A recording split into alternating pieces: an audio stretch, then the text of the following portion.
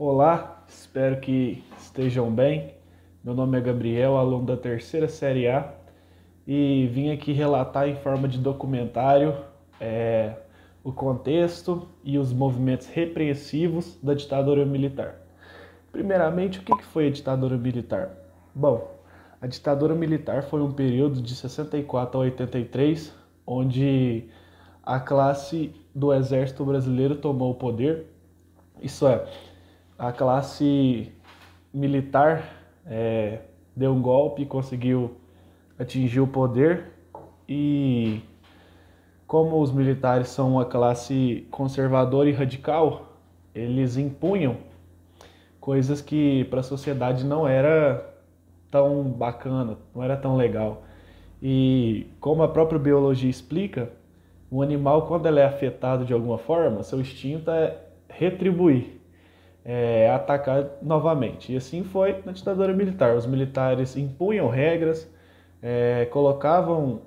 faziam suas colocações de maneira radical, e a sociedade, com seus recursos, né, por manifestações, recursos artísticos, tanto a música quanto o cinema, ambos fizeram essa resistência ao regime militar. E durante o regime militar a gente vê que esses movimentos repreensivos causaram resultados, como torturas, sequestros. Um dado diz que durante a ditadura militar foi um dos períodos onde mais houve tortura, sequestro, isso em território nacional.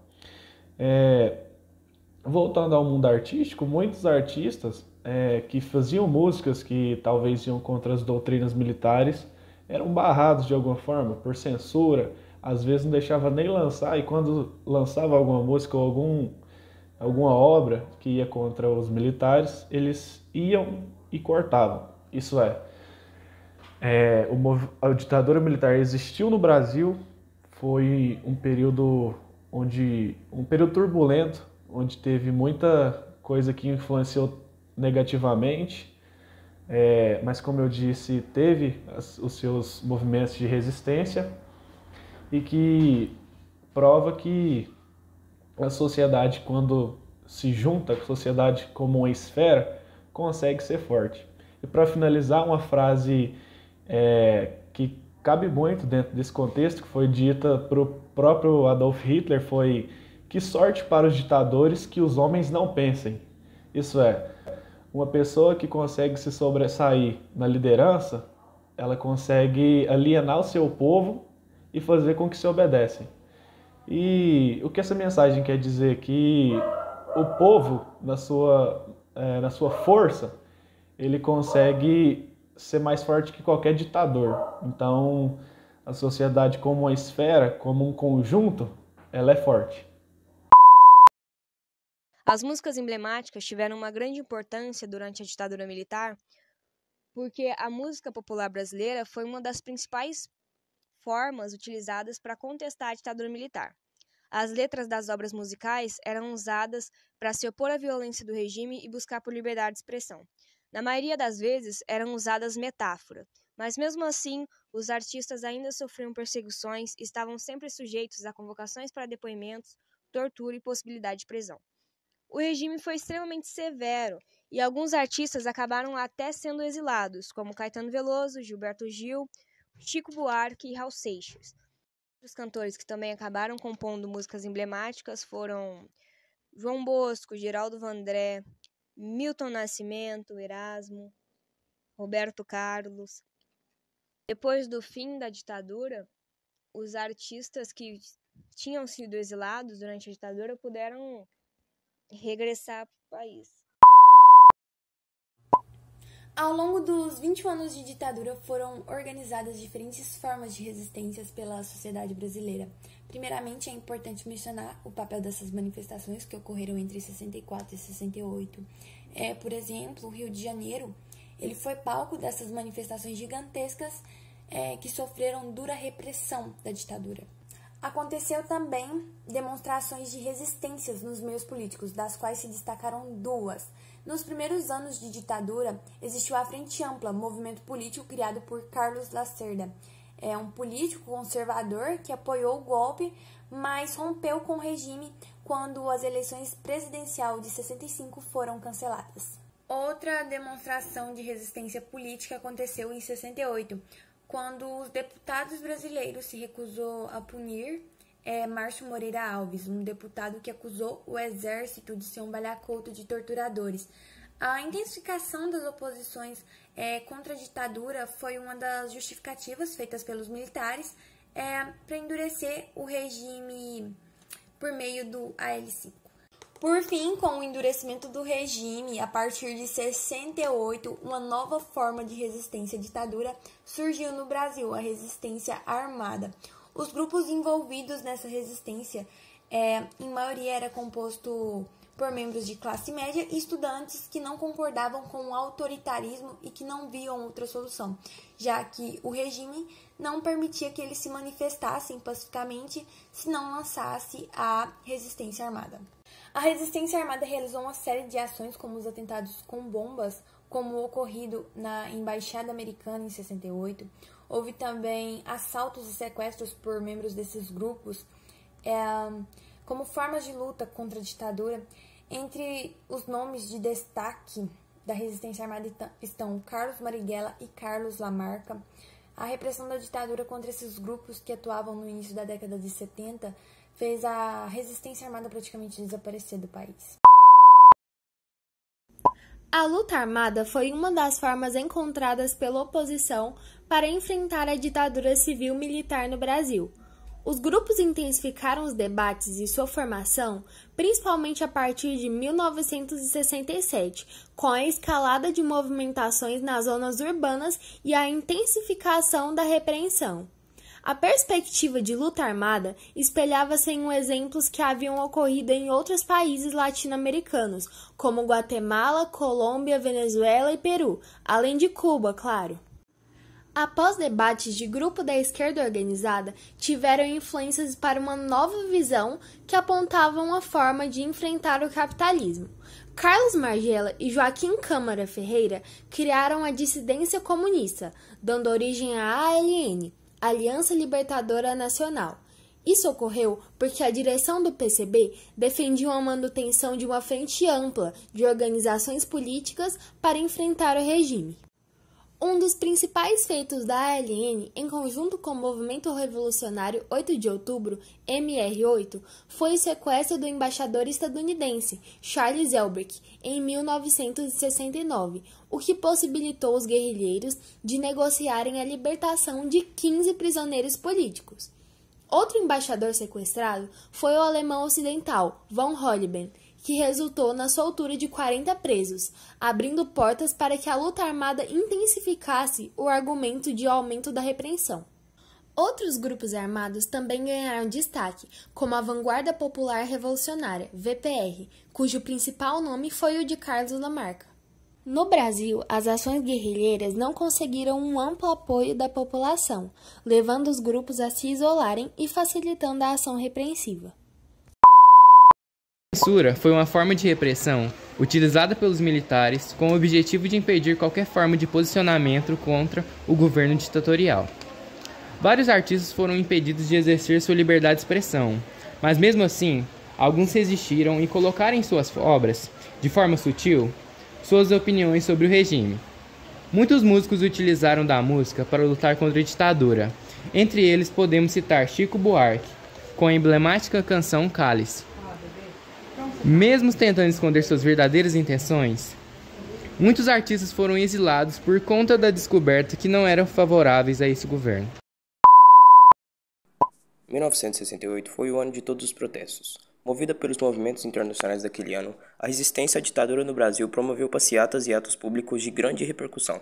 A esperança apagou-se de vez em 13 de dezembro de 1968, quando o Congresso foi fechado e o Ato Institucional número 5 foi promulgado, minando qualquer possibilidade de diálogo numa ditadura que se tornou ainda mais repressiva e sanguinária.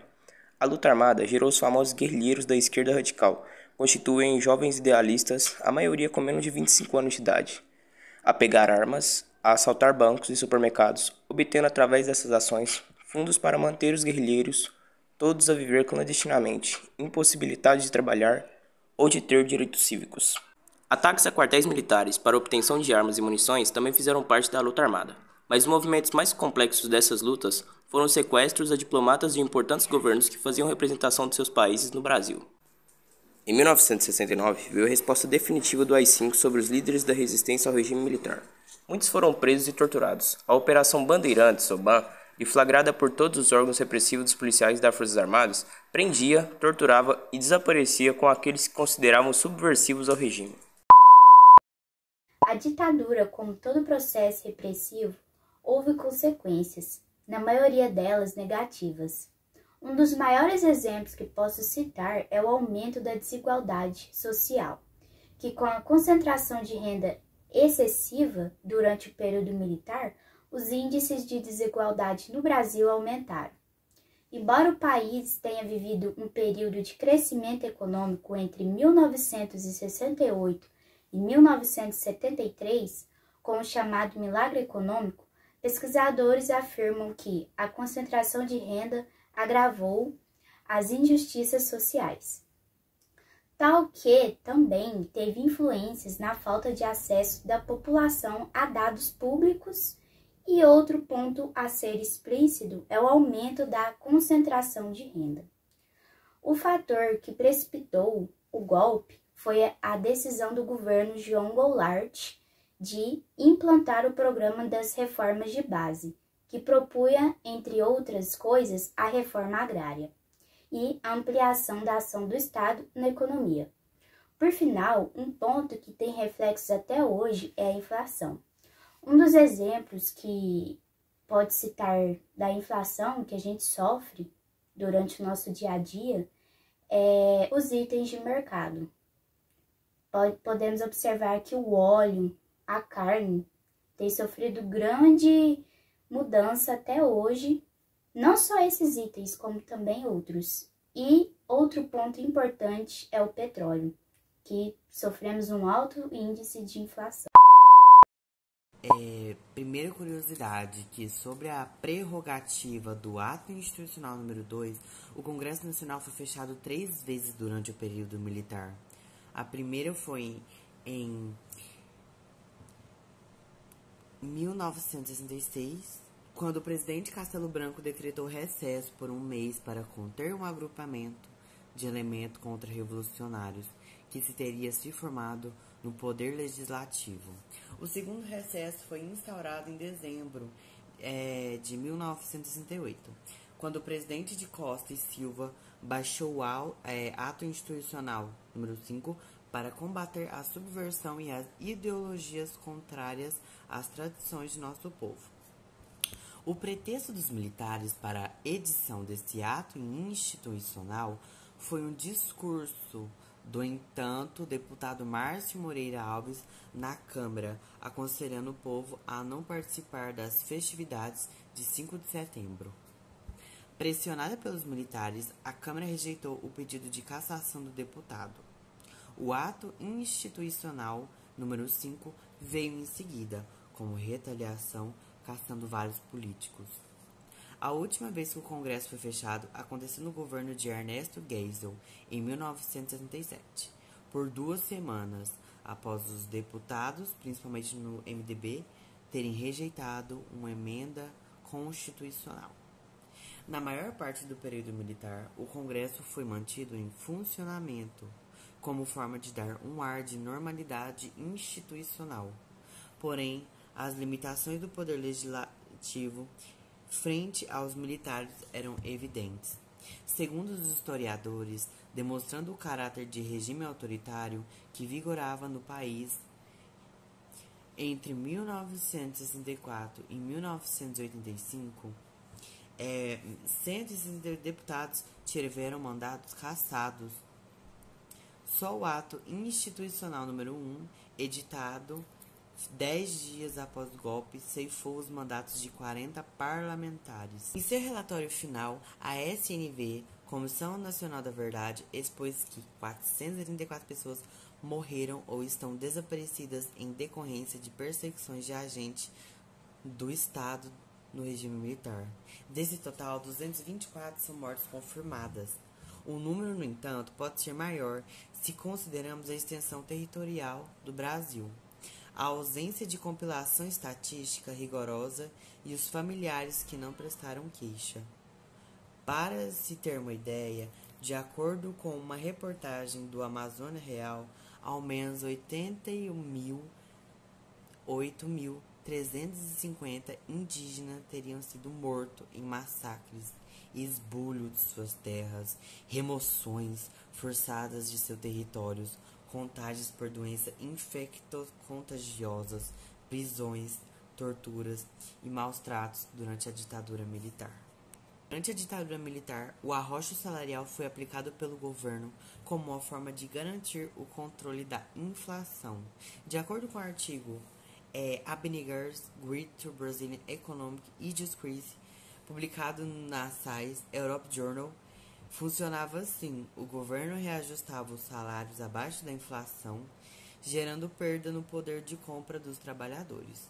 Com isso, os custos de produção eram reduzidos e, consequentemente, o preço final também caía.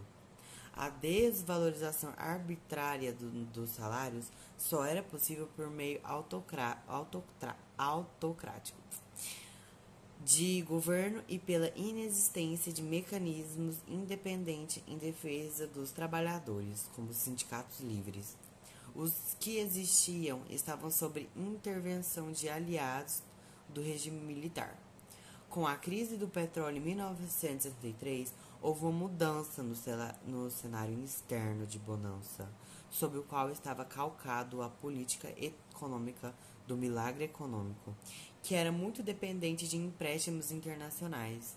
Ainda assim, o governo militar manteve os investimentos, o que provocou descontrole fiscal com o aumento das despesas públicas.